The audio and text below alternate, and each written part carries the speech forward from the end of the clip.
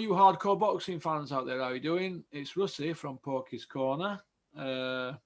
This video is going out on members only, so I just want to say thanks to all them people that are subscribed to members only.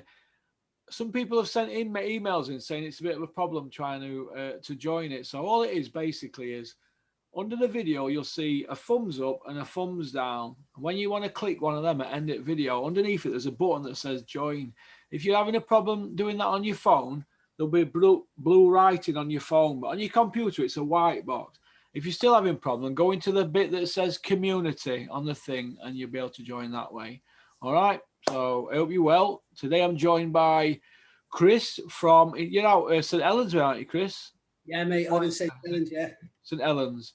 Joined by Chris, who's been on a few times. He's a proper boxing hardcore. He knows his stuff. How are you doing, Chris? Spot on, mate. Yourself? I'm all right. How you been keeping? Yeah, mate. All right. Just work at the moment. Yeah, just flat out with work, mate. Haven't got time really to. What job do you do, Chris? Right, I work in a warehouse. Well, basically, we move stuff around, like pharmaceuticals equipment, like for the NHS and stuff like that. So you can imagine at the moment it's fucking non-stop. Yeah. I bet you're really busy, aren't you, with pandemic and that? Yeah. You have to wear a mask at work and that, Chris? Yeah. It's a pain in the ass, mate. You try working 10, 12 hours with one of them on your face. Yeah, it's hard work to breathe, isn't it, for starters, isn't it? Yeah. What do you think about goings on lately in boxing, in the sport of boxing? I think you've got some things wrote down, haven't you? Yeah, well, basically, first thing's about Tyson Fury. I watched the was it the IFL interview the other day where he's talking about he's drinking 10 and 12 pints. He's not asked if he fights Joshua. Depression, the usual bullshit that he comes out with. Yeah. So I just wanted your take basically on what. Well, I have only spoke to one person who knows them, and people are go, "Oh, I spoke to Peter Fury." No, it wasn't Peter Fury. It was somebody else actually, because they're a big family and that. And I know a lot of people that know Tyson. And can I just say, right? I've been told it's total garbage. It's just Tyson being Tyson, isn't it? Putting stuff out in media. He's been putting stuff out every day for 14 months since his last fight, and I've been saying for 14 months, look, he's got to fight Wilder or they're going to court. So that's where we're at. That's where he's at. But the actual drinking thing, it's not true. It's not true. But if people want to believe that, fair enough. But if it is true, he'd be hanging himself, wouldn't he? And he's not that stupid. He's a very sharp individual. I've been in his company several times.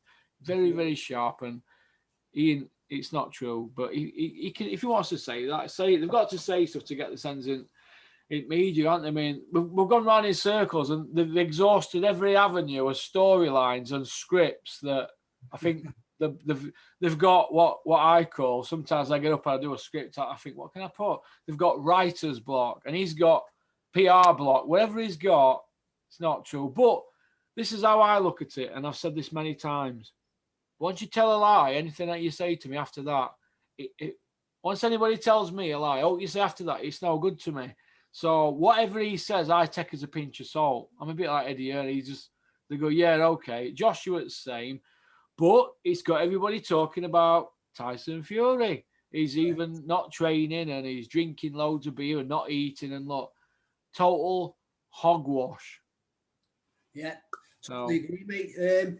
But though, do you think that he's putting all this out now as like a way of telling people that he's not going to fight Joshua this year? That he probably wants a couple of warm-up fights, which is perfectly reasonable. He's been out for 18 months now. So I think at the very least he's going to want at least one tune-up, and then maybe Joshua either late this year or earlier next year. Well, what we had, if you remember, a few years ago, Chris, Manny Pacquiao, Mayweather, we were like that, weren't we? Up and down. It went on for about 5-6 years, didn't it? Well, this has been going on for quite a long time now, hasn't it, really? But last June, he said it's a done deal, 2-fight deal. Aram said it's a done deal recently. So did Hearn. Well, why ain't the contract signed? Why haven't we got a date? Why haven't we got a presser? These people, they can earn more money away from each other. There's a lot of risk involved being fighting, isn't there? That's what I think, then. They're just going to keep lying all the time. Yeah. Basically, if one of them beats the other, then they're wrecking the business, aren't they? You know what I mean? The last thing they want to do is wreck a business that's making, 20, 30 million a year. So personally, I think that the fight's definitely not going to happen this year. No, we've been saying that for ages. Like I said to you, Shelley Finkel and Al Heyman, the big dogs, the big misters in boxing, the big hitters, big cheesers. And they're just not going to let Tyson go over there and give the main guy, a 5-year world champion, a good hiding and come back without a third fight. That it ain't going to happen, that. And there's going to be legal issues and all sorts. And a lot of people can hide behind this pandemic and blah, blah, blah. But if it were that simple, why has he been out at ring nearly 14 months? Correct. Pretty simple answer, isn't it? Correct. And why did Frank Warren cancel that December 5th fight that Tyson had? Because they were served a writ, weren't they, apparently? So I'm told, look, can't fight. Bob Arum said, look, you got to cancel it. And they did.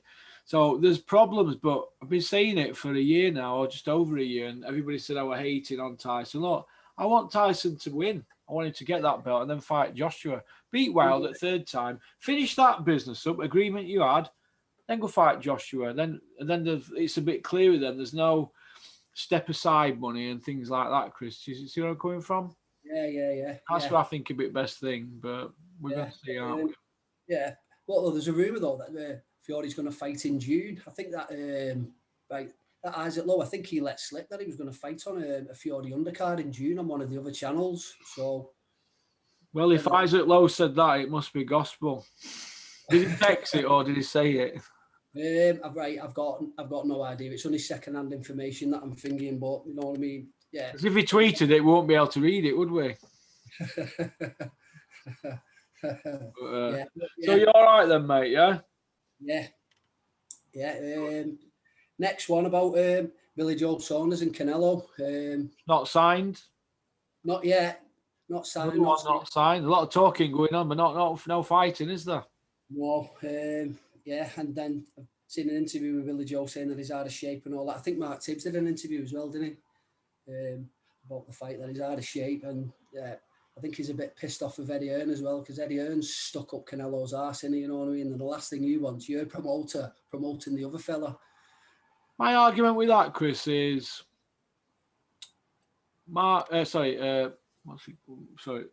Joe Gallagher wanted a British ref, didn't he, in his fight with Callum Smith and Canelo.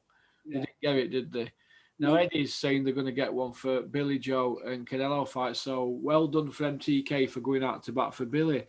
But the more I look at it, the more I think that Callum Smith got thrown under a bus, to be honest. He got half the money Billy's getting, and he had more hardware. He had a belt like Billy, but he had the Ring magazine belt as well. And he only had 4-week camp. So when I look at that, I think Callum Smith were wronged, really.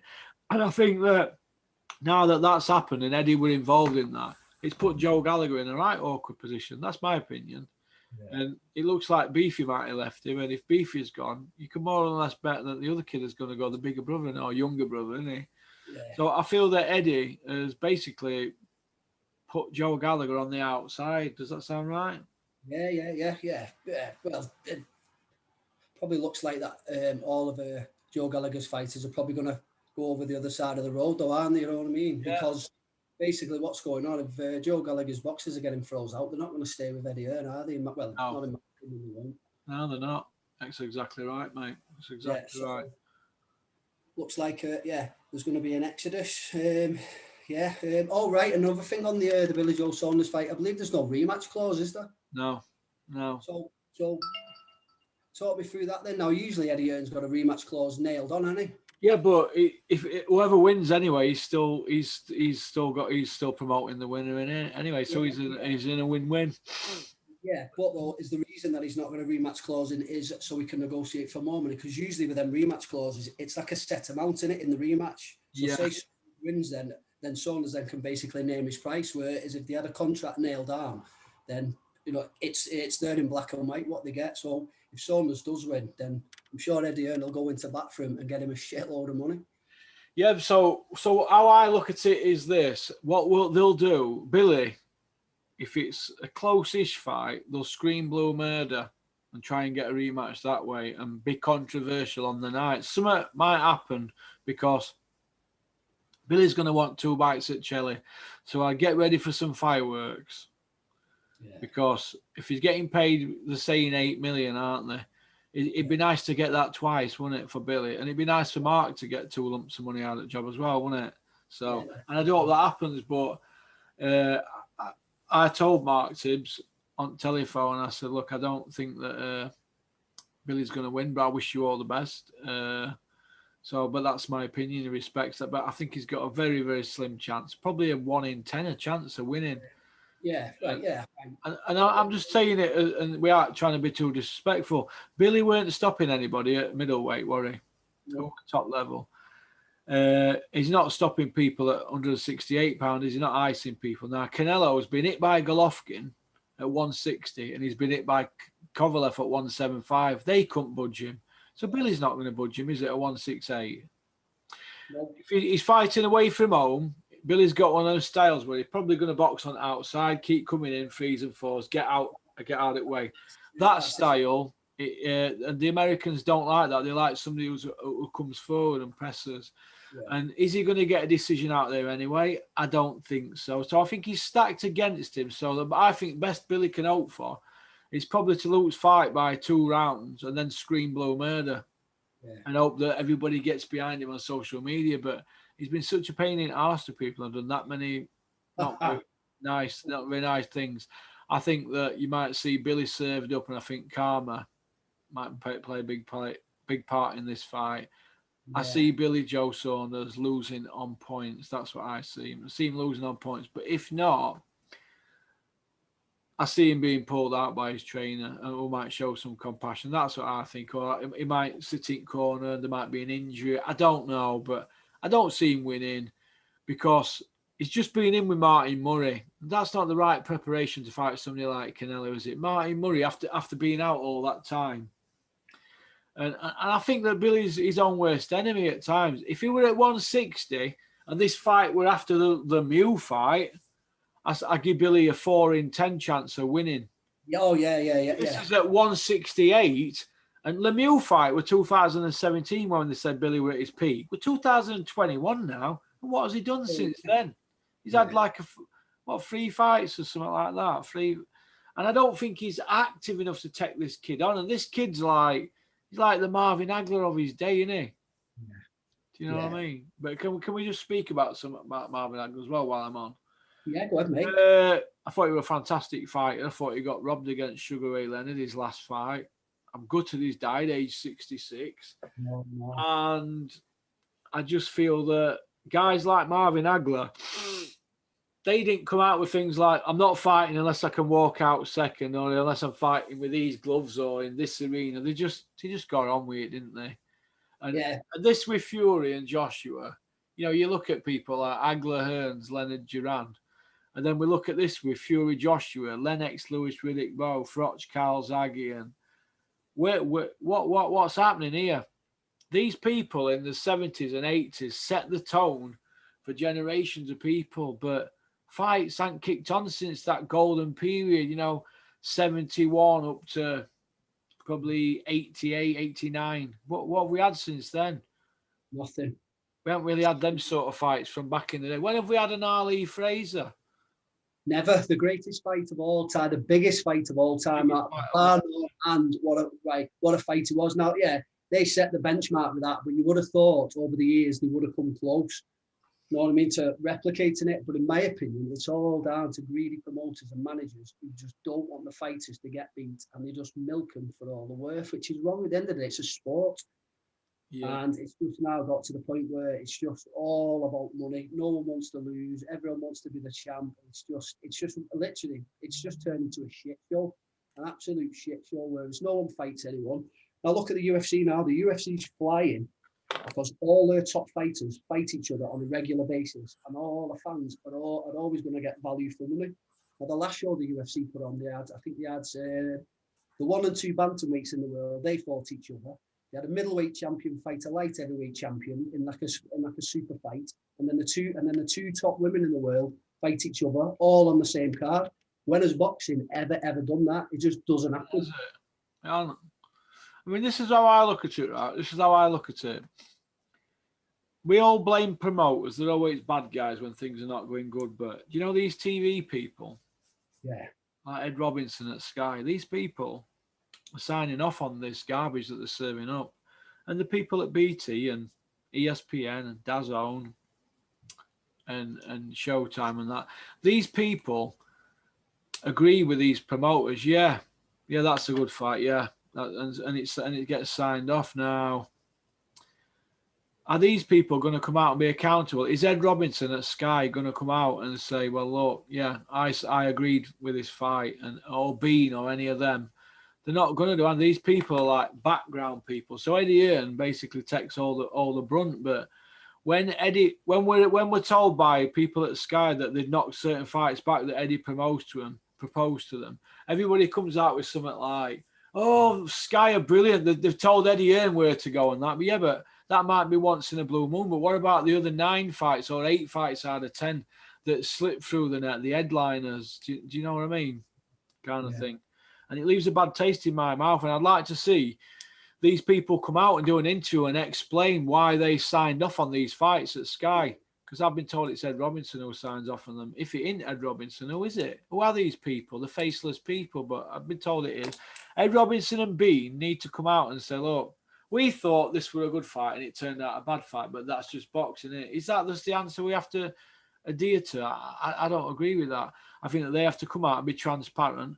I think that the Boxing Board of Control need to come out and be transparent when we have horrendous judging, horrendous reffing. I'd like to see these judges and refs, when they do a bad decision, can they lose their A-star status and go down to like B-star? You know, things like that. And be like they do in Football League, don't they? If they have a bad game, they get promoted with accountability.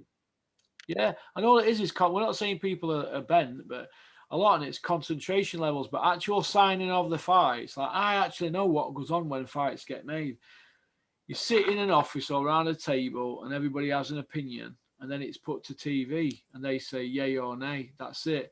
It's a process now. Who is agreeing to these fights? I mean, the product's watered down, but is it watered down because Eddie's coming to end of his deal with Sky? I think so, yeah. And I think once he's gone, or we know where we are with this Sky deal, because they're main players, I think that we might get a bit more transparency. We might get better fights. Until then, I think fans are being used and abused, and I've been outspoken about it. I had a lot of grief for it as well, and there's a lot of stuff goes on behind the scenes that I don't talk about, but I'm pretty thick-skinned and I'm a big lad. I can handle it, but there's a lot of people that agree with me. I know from my inbox and stuff like that. I know from people that are following the channel now, it's getting a bit of traction and we're making inroads, but people need to speak out. If the fans are not happy with certain fights, why can't they just not pay for them or cancel your Sky subscriptions? It's not rocket science, is it? And wait for it to come out next day and that, because money is hard to come by these days for a lot of people. We're in a pandemic, and this lot are abusing fans. They're abusing us left, right, and centre. We shocking matchups. It's that Tommy Fury one. Chief support with a guy 9-0. Norton 9. Yeah, right. Wow. That can't be fair, that, can it? No. That's just a glorified sparring session with a happy ending. It was just fucking ridiculous, right? I don't know what they're doing with him. Are they just basically just putting him on show, getting him out there because they know he's got a big fan base? Are they just sticking him out with anyone just to draw numbers? Because that's basically what it looks like. But though, to put him in with someone 0-9 who's obviously no business being in the same ring with him. Yeah. Ridiculous, mate. Absolutely fucking ridiculous. Yeah, the product now that's being put out on Sky and BT now, it's absolute garbage at the moment. You know what I mean? Now, it's bad that we constantly talk negative about boxing, but at the end of the day, there's not many positives to talk about. So you know what I mean? In a negative world, you've just got to say it how it is, mate. I know it comes across as being negative constantly, but if there's no positives, then what do you speak about? Yeah. What did you think about the talk that's supposed to be started? The talk starting with Clarissa Shields and Savannah Marshall. What do you think to that, Chris? Yeah. Brilliant fight. It's like the biggest fight in women's boxing. I think Savannah Marshall's already beat her once, hasn't she? Yeah, in amateurs, yeah. Yeah, I'm just not a fan of that Clarissa Shields. I think she's horrible, but she's a half decent boxer, and I hope Savannah punches her upside down. I do, mate. I do. Yeah, she's a right. going around calling herself what? The Gwot.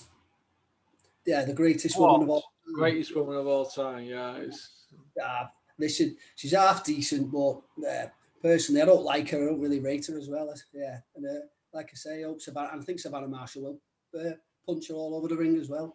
Yeah. What do you think to Liam Williams and how his career is progressing, Chris?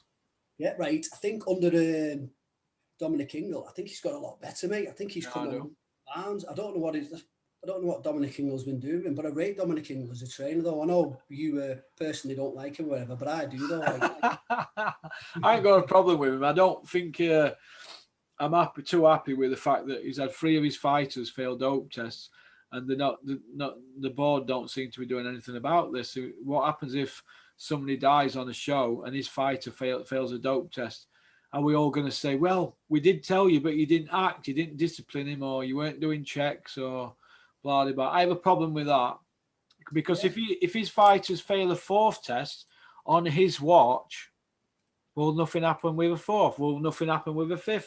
Well, this just keep going on and on and on, and I've been outspoken about that. I know, because I know he's unhappy about it, because I've heard back, but he's more than willing to come on channel and explain the situation with me. But when people don't take you up on that offer, I always think they've got something to hide. Yeah. But though, right, with regard to trainers, I think he's probably the best trainer in the country for me. Yeah, at the moment. Yeah. Well, I don't know about that, but he's not doing too bad, is he? No. Well, he's been pretty consistent, though, hasn't he? You know what I mean? He's always churned out decent fighters, and he's took a lot of them from the ground up as well. So you've got to give him his due on that as well. Who's he took from ground up? I think he had Kell Brook, didn't he, from a baby? He were with Brendan to start with, then Caldwell took him to a British. So he went back to Dominic's and he was a British champion. So you can't really give him that one, can you? But he did get him a world title, didn't he? Yeah. Who's the other kid that should have fought Josh Warrington? What's his name? Kid Gallard. Yeah, right. He's not won a world title yet, though, has he? And I think Brendan had him to start with, didn't he? Yeah. But you could say Brendan had him, but though, you know what I mean? Brendan's his dad, so he's always been there around him. I can see that, yeah. And he is a bit of a technician, Kid Galahad, but his style would put a glass eye to sleep, wouldn't it? Yeah. Very, very, very difficult to beat, you know what I mean? But yeah, he would bore you to tears watching him. But at the end of the day, he's brilliant at what he does, though. So you've got to give him his due. He nullifies everything, doesn't he? Yeah, right. A bit like a poor man's Mayweather. He nullifies everything, but whereas Mayweather had a bit of flash in him, a bit of substance, you know what I mean? He hasn't. But fair play to him. I hope he wins the world title. What do you think to Derek Chisora against Parker? Oh, it's a garbage fight for me, mate. Listen, right, I like them both. I like Chisora. The guy's a fucking warrior. He never stops trying. Always moving forward, you know what I mean? But with regard to that being on pay-per-view, mate, come on. Lay off it. It's right. At best, it's a Saturday night fight, mate. You know what I mean? That's it. But you just know that they're going to wheel it out on pay-per-view, and people will probably buy it as well. Yeah, good luck to them if they can sell it, but I won't be buying it. What do you think about the story in the Sun newspaper this morning regarding Joseph Parker with links to big drug dealers importing drugs into New Zealand from California? Right.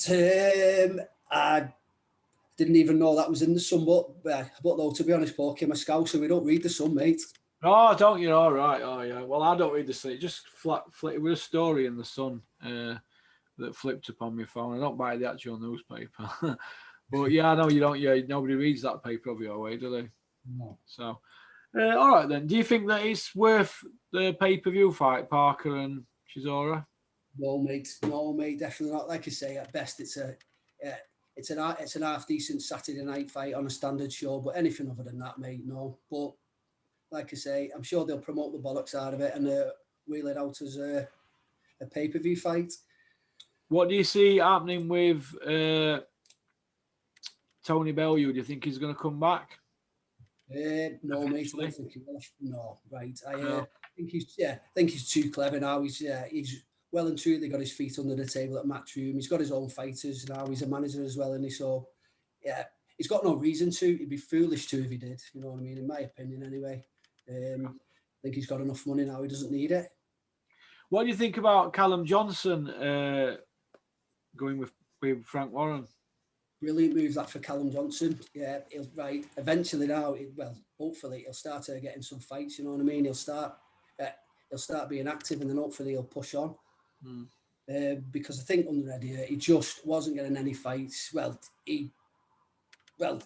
Basically he wasn't fighting, was he? So I'd say great move for him to go over to Frank Warren. Hopefully he'll keep him busy.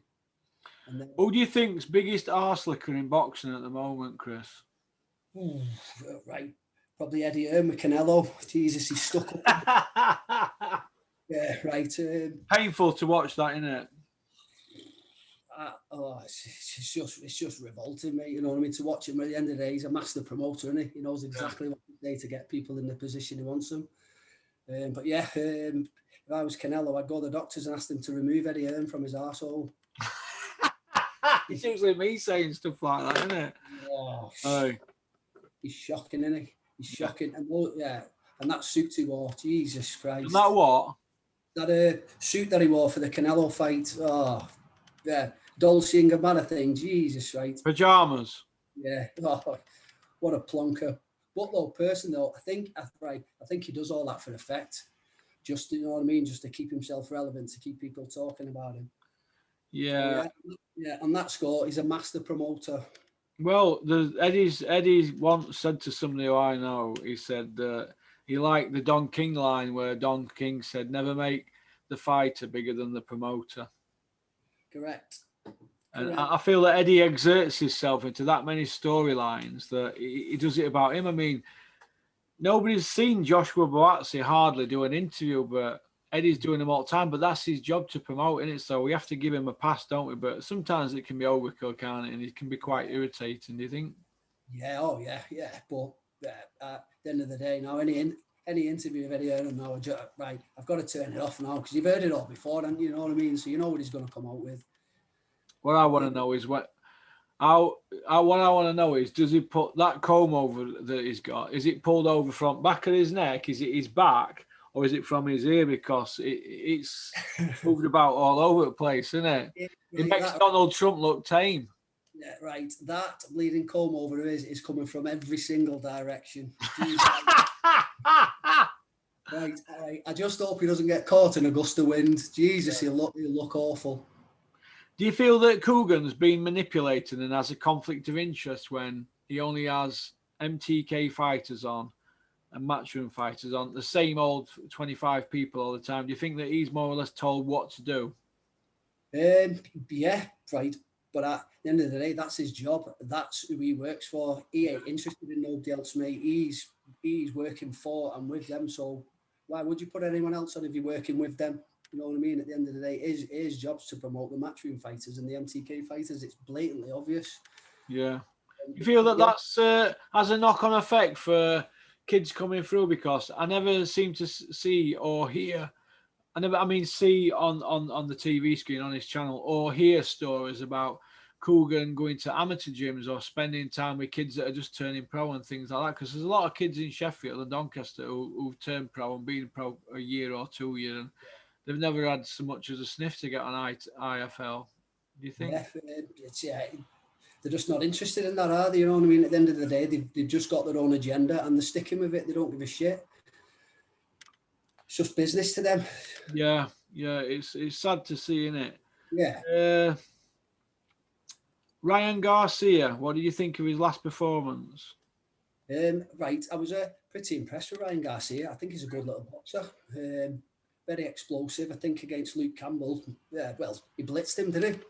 Yeah, he took a count as well. So I'm glad to see somebody hit him because I don't think Ryan Garcia has ever been hit before. So we know now how he's going to react when he does get hit. But yeah, I'd say he's a top little boxer. I like him. Yeah. What next for Luke Campbell though, Chris? Do you know what? I've got no idea with Luke Campbell.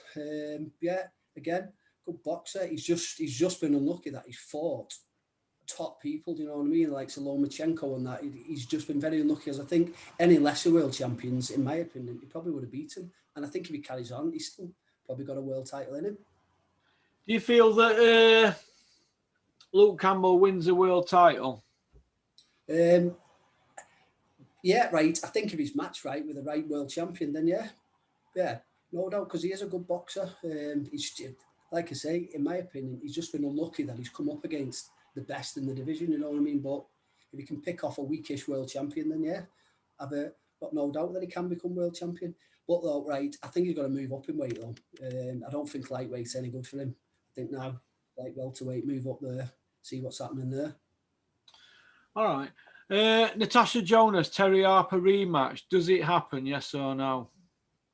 Probably not, no, because I think they're trying to keep Natasha Jonas away from Terry Harper, because I think they've probably got plans for her. I don't think they're going to put him back in, because I think Jonas will beat her probably next time. I think Jonas was really unlucky in that last one. I thought she won easily by 3 or 4 rounds, but never got the decision. And basically, again, bad judging's robbed somebody of their dream mate, and it's out of control. It's awful. It's going on too long, isn't it now, mate? Isn't it, this bad judging, isn't it?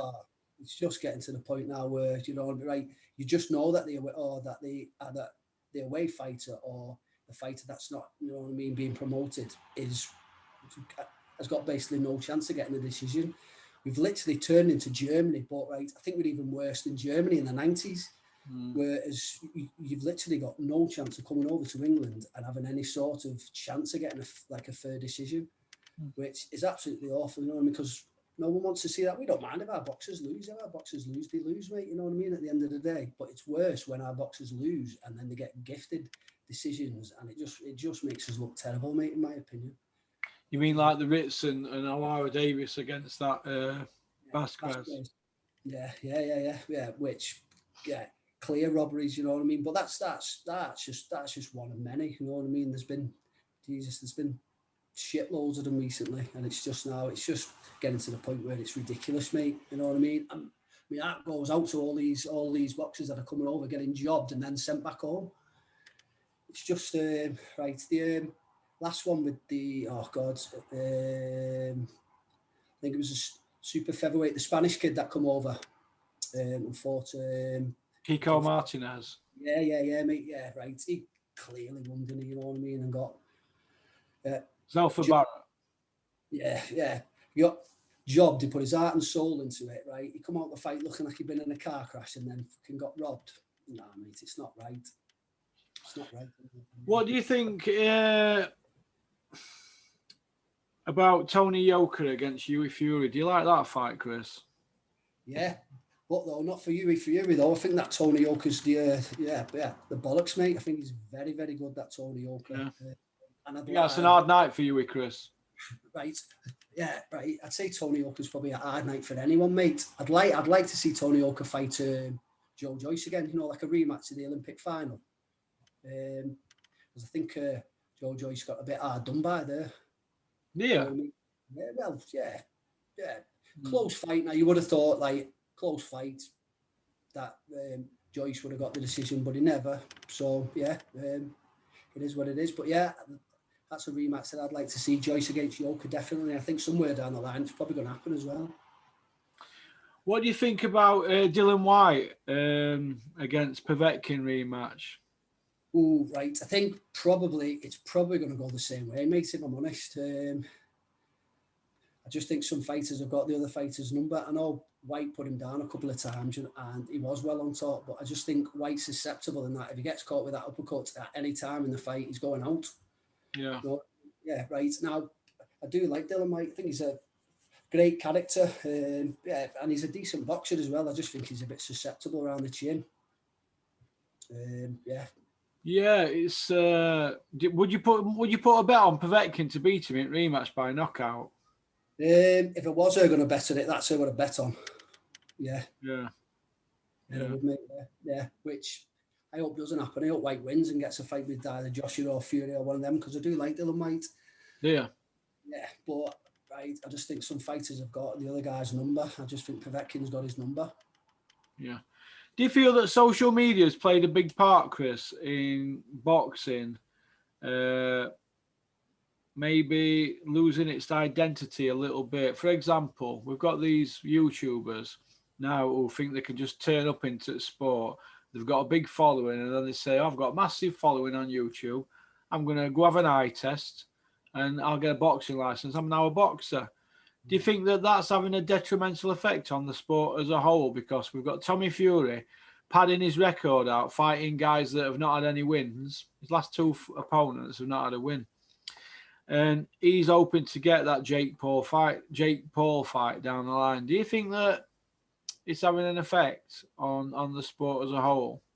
Right, it is in that we're getting a lot of circus fights now, aren't we? You know what I mean? That are non-boxing orientated. They're just these celebrities coming out and then basically just getting in the ring because they can make a quick, fast few quid. So basically, yeah, it's. I'd say that it's. Well, you could argue that it's bringing a new audience into boxing, a younger audience into boxing, but then you could argue that it's diluting the sport and turning it into a circus. You know what I mean? So it's got its advantages, I think, but it's also got its disadvantages as well. Yeah. I don't like the fact that these, like the likes of these Paul brothers and that, they're coming in, they're making millions out of boxing and then literally just getting out as well. So I don't know. It's a double-edged sword. We'll just have to watch and basically see where it goes, see where it ends up.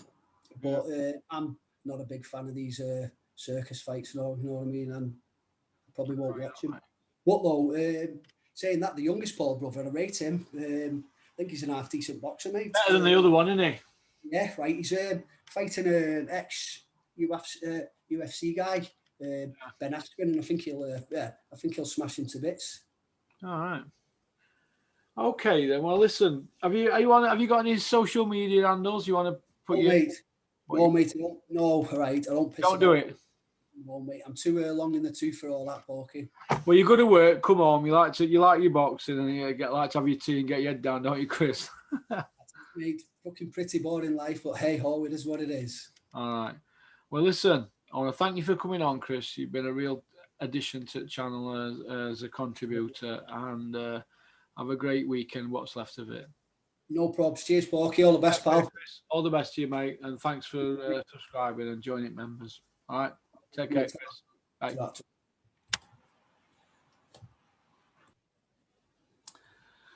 That were Chris Ward from St Helens.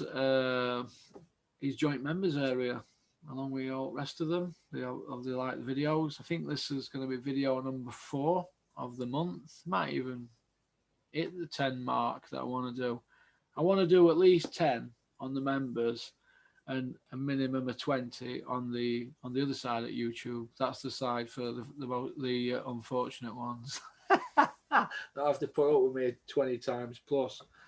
But all right then. Well, listen. Have a great weekend. Some good boxing on tonight. Is it Chocolatito? I think he fights, doesn't he? So all right. So I'll get this sent off to Tech Guy. And we'll get that intro on at the beginning and the bit at the end, the ending bit, you know, with me stood in front of that fire, flames, whatever. I think it all needs changing up a bit again, doesn't it? It all costs money. This is a shame, isn't it? So I just prefer to get them fired out on without anything. And sometimes it was a bit easier when I was doing it in my shed, wasn't it? So thanks for watching. I think that's about it, really. So have a great weekend. Peace out.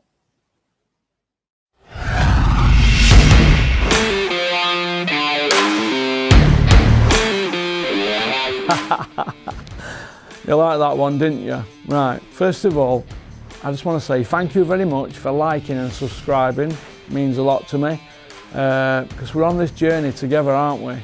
So anybody got any ideas for the channel, fire them over to me, porkycorner@mail.com. All right. Shout out to Innovation Alloys and South Yorkshire Packaging. All right. Don't forget to subscribe. Keep on trucking.